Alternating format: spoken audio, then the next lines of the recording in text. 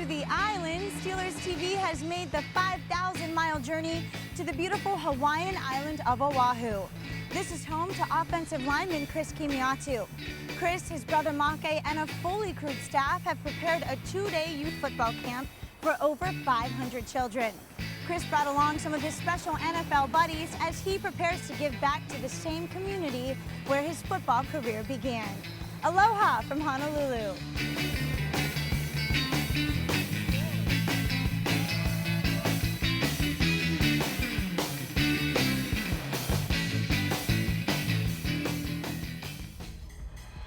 There is a place that exists deep in the heart of Oahu.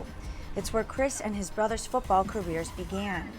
In the town of Kahuku, everyone's heart pulses to the same rhythm. 1, 2, 3. Not many schools in the country have the reputation of Kahuku High School. The Red Raiders are warriors bred from the islands. Kahuku football isn't just a sport, it's a way of life.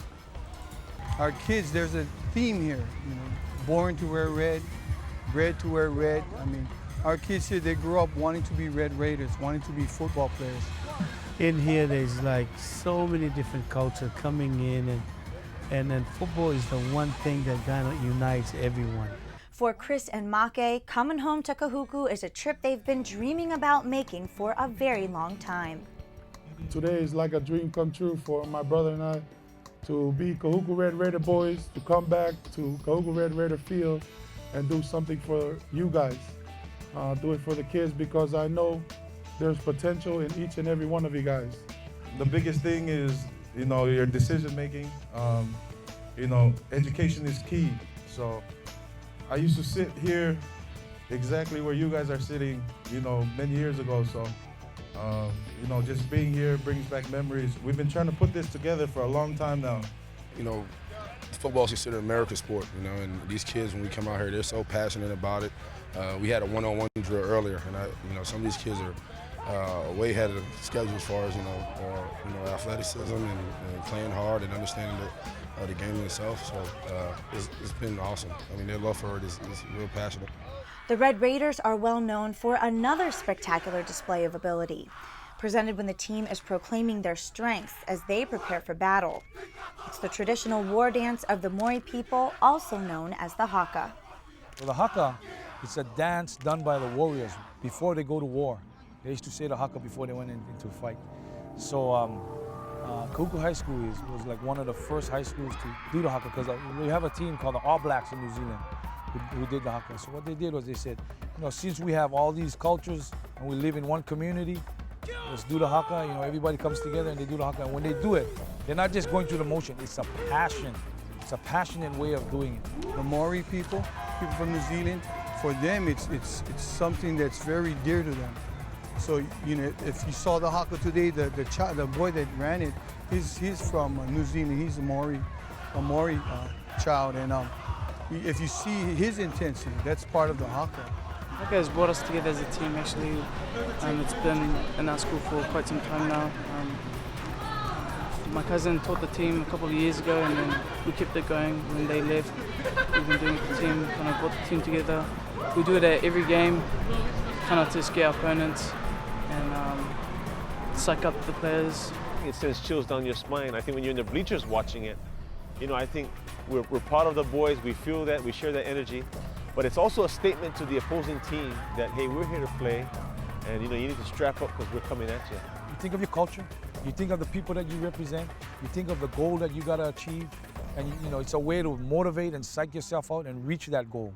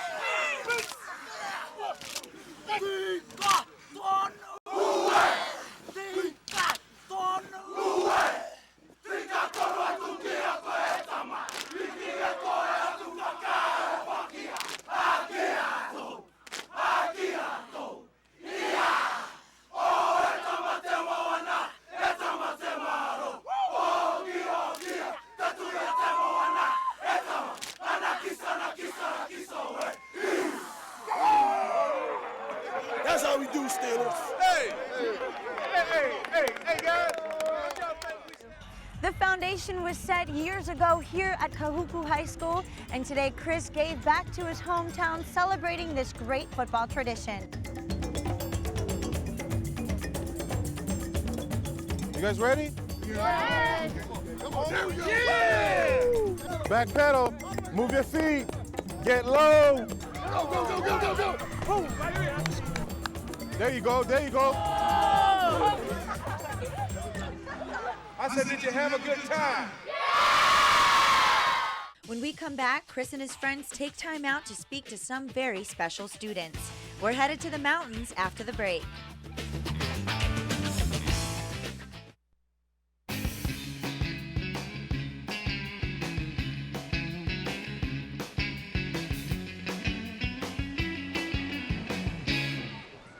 Here in the middle of the beautiful Nanakuli Mountains is Nanakuli High School. It's one of a handful of schools Chris and his friends are visiting to help reach out and connect with the youth in these communities.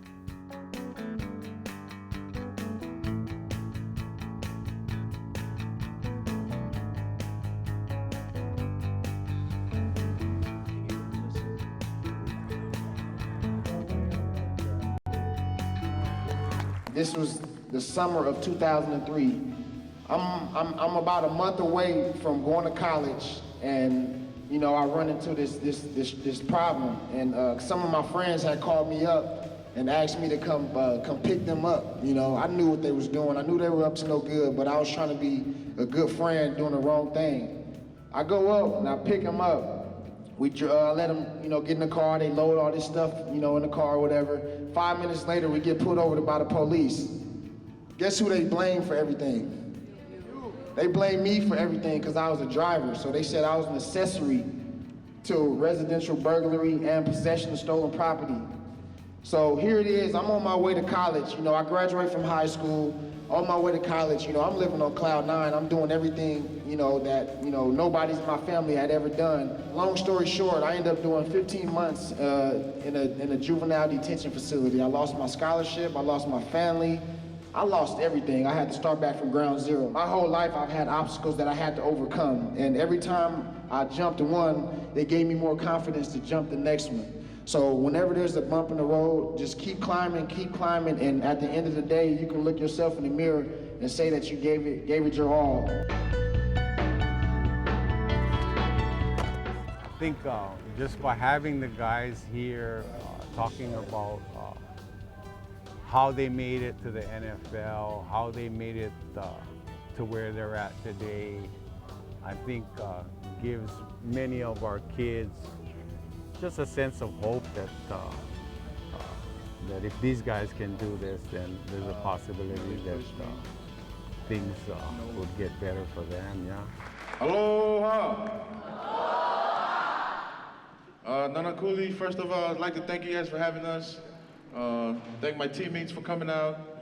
First of all, we're just here to, you know, kind of talk to you guys about some of the experiences we had. Once before we sat right where you guys sat. You know, it was tough for me growing up. I came from a family where we was poor, you know, I had a hard time speaking in English, but I worked hard, went to class every day, listened to my teachers. I set my goals high, starting from high school. I told myself that I didn't want my parents to pay for college, but I wanted to go to college, so I set my goals high. When I went to college, you know, I set another goal that, you know, I had fun doing, and this is what I wanted to do for the rest of my life. So I set another goal. I told myself, you know, I wanted to do this for a living, and I wanted to go to the NFL.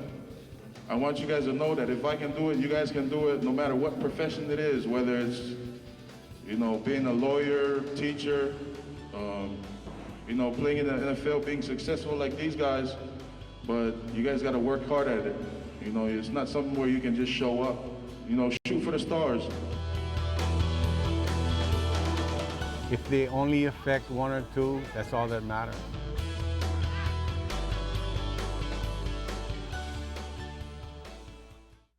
Coming up, the Polynesian influence in the NFL continues to grow stronger every year. We take a look at where this tradition of excellence comes from.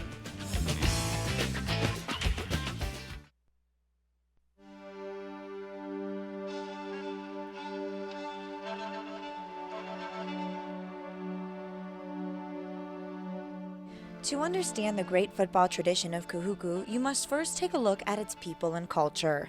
The community is made up of many different Polynesian groups: Tongans, Samoans, Hawaiians, Fijians, and New Zealanders. Everyone's ancestors came to the island sharing in the same dream, for the generations that follow to have a better future. A lot of the people that comes to Hawaii comes from the South Pacific. So our family, they wanted, our parents wanted something good for their kids, so they moved to Hawaii, and they wanted us to get an education. And so coming to this community, a lot of races came together. There was a lot of guys that come together, and we realized that, a lot of people realized that this community is unique in the fact that it can produce a lot of good players. Our community is a big football community. That's one of the ways, especially kids, they see their parents work so hard. So that's one of the, it's not easy, but that's one of the ways that they can pay for school, for education, to get off the island or to go to school. The Polynesian people work hard. Dedication to their family and the determination to succeed is directly related to why we see this spreading trend of Polynesian players throughout the NFL. My dad used to drop us off at school with a truckload, and we used to sit in the back, and used to be a load of trash, leaves. We used to go to work all day and not even get paid because, so, me and my brothers always told ourselves we didn't want to, come up that way. We wanted to be comfortable. All Polynesian families, we struggle when we were young. All the families struggled and everything, but when they see the success of another person or another Polynesian, that's a good feeling. They like to go out and face the challenge. So are you each other's role models? Yes, then? everybody's each other's role model. And I can tell you this, that every player in the NFL, Polynesian player in the NFL, and they'll tell you this too, every player in the NFL has some relevance to the Kahuku community.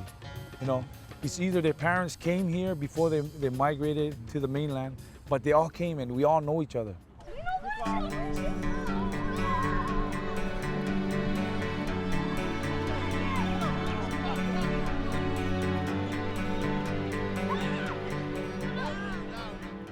Our parents brought us here. Now, we use football as a key to getting us out.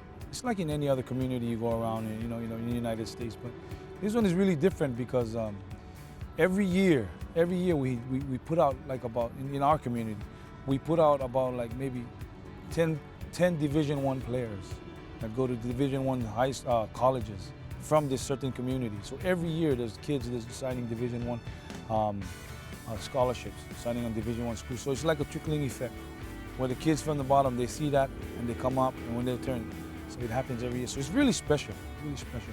Another really special memory goes back to the first Kahuku football state championship ever clinched. It's a game for the history books. The year 2000 was our first state championship. Prior to that, we had been in the finals over a dozen times. We've been in the finals, but we lost to the perennial powerhouse St. Louis High School. Now, St. Louis High School, interestingly enough, Chris Fu Matuma'afala, he played fullback for the Steelers. He went to that high school. Okay. And actually, his senior year, we played them and we lost to him that year. So. But the Red Raiders prevailed in 2000, and the impact that win had on the town is still felt today. They pulled it off in the end, and when they actually did it, it was quite a shock and a surprise. I mean, I think a couple of people ran on the field, and the whole town didn't sleep. Everyone came back. It's an hour's drive from the stadium, which is just down the road here, back to where we live, and the whole town was up all night. Everyone came to the high school. They turned on the lights, and everyone just kind of talked and hugged and shook hands and whatnot. They had a state, almost like a holiday. They threw them a parade, and I had 3 championship rings, a high school championship ring. I never had a parade, so Chris got us. They got us for one. One person in particular knows firsthand the intensity Chris brought to the game every time he took the field. Chris was a very vicious player, very aggressive, very vocal, and people will look up to him to lead, especially when we're down or and he always pick up the cheers, and sometimes he doesn't even go to the huddle on the offensive plays, because all he needs to know in the beginning of the game is who's my man, and I'll just take care of him. And sometimes you forget whether he's on offense or defense. So there's many times when the offense is huddling up, he just stays on the line of scrimmage. Wow. I was hurt that game. One of those games is like being hurt on the Super Bowl. It's one of those games that you have to play in even though you're injured. All my years we won the championship, but couldn't close a state championship. So that's the first time in 25 years that we won it. Gotta catch the ball, come on. Hey, touch the line. Y'all gotta touch the line. Let's go. Always had him to look up to as far as that, not just a role model, but he kind of kept me out of trouble. So I think that's what got me in the NFL too, just trying to follow his footsteps. I think the biggest thing is hard work, and there's two of us, and we have a little brother coming up. So our family is known for, we dedicate ourselves to football. This place, Hawaii, Oahu, this island is called a gathering place. Yeah. So for all these islands to gather together and establish themselves on the North Shore in a little town called Kemoeatu, and then all of a sudden they go out and they make a name for themselves is really amazing.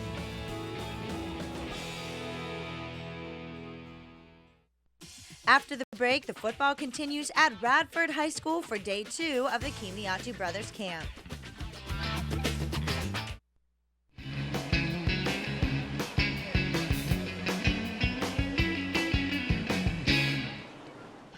Part 2 of the KB Brothers Camp takes us to Radford High School, where an all-day event has been organized for surrounding communities on the island. Chris and Make's teammates wasted no time getting the kids right into morning drills. When I say set height, you're gonna give me a stance. You're gonna start with your foot on the line. All right? The object of the drill is to open up and get down the line without ever crossing the line. When you're blocking 3 techniques and shades, and you gotta cut them off and the ball's going this way, you gotta stay flat. Darnell, what's it like making the trip all the way from the East Coast to the beautiful island of Hawaii? It's good to get out of that snowy weather back over there. We had over 2 feet of snow back in Pittsburgh, and it's good to get into some sun. Is it surprising for you to see how deep the football tradition is here? We know it exists back in the mainland, but then to come here and see how hardcore these kids are. I think some of these kids can play on Sunday now, looking at them and seeing the skill level that they have. They take it to heart to play the game, and, that's the way the game needs to be played. People that really love to play, and, these kids here, they show great skill level, and, they're students of the game. So I think we're going to have a lot of people from this island that's going to play on Sunday.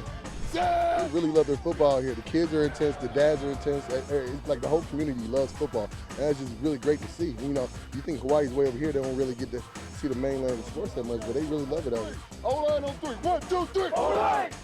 Everywhere you go, you hear about them and how generous they've been towards their own community. I remember just being a part of seeing some of the families just coming up to the field up here and really thank the players for being here, and how awesome that is to see that true thankfulness in their eyes, and really share that with us, and that just touches home. Being Polynesian and being in Hawaii, it means a lot. What are these guys teaching you? How to tackle, play football. Yeah, we're doing relay races most of the time. Are you guys fast? Yeah. I have a question for you. Who's your favorite NFL athlete? Palamalu? It's been an action-packed week for Chris, who in addition to bringing players, had some special friends stop by to say hello. The kids have enjoyed every second of the camp, which is a reflection of Chris's #1 priority. The main thing is the kids have fun, and the players have fun too. So we're all enjoying day 2 of our camp. What has it meant for you and your brother to be able to do this and share in this with your hometown? Oh, this is big. I don't think there's been an NFL player from here that's ever really bought any teammates or anything like that to like their camp.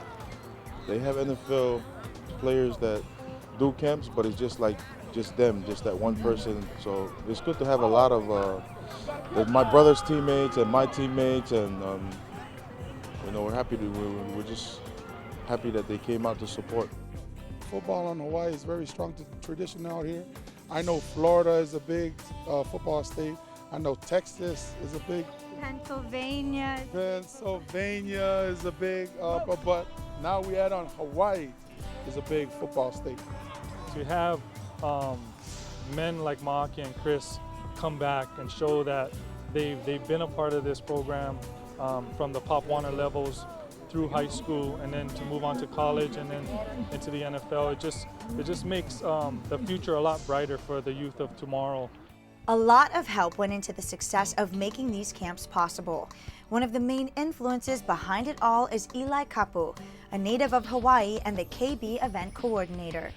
To be honest with you, it's not hard to recruit kids when you tell them the Steelers are coming to town or NFL players are coming to town. You know, we don't have an NFL team here in Hawaii, yeah? And so, you know, Hawaii's kind of divided, unlike probably Pittsburgh where everyone's a Steelers fan. You know, in Hawaii, everyone, you know, the whole NFL's fan. So when you told them that 20 NFL players were coming, it wasn't hard to get them here. I think the hardest part was just making sure that we were prepared to handle the big group. You know, Chris and Maki came at the right time. You know, they're filling a need. And obviously, there's a passion for football here, NFL football. So you can see by the stands and by the people. But I think it means a lot. It means a lot. It's very inspiring, you know, out here in Hawaii. And I think it's huge for the kids here to see that and to see guys that are from the communities, also, you know, from like Wayne also. See them out there being successful and to know that, you know, if they put in the same kind of work that they do, you know, they can be there one day too, and, you know, hopefully one day also, you know, come back and try to give back. You won't find that. This is like the first camp where brothers came together and they did this. For two brothers to come in and name the camp and do all they're doing for the community, it's amazing. You know, I'm proud to be part of it. We had a blast. They had a blast, and that was the main purpose of, you know, this camp.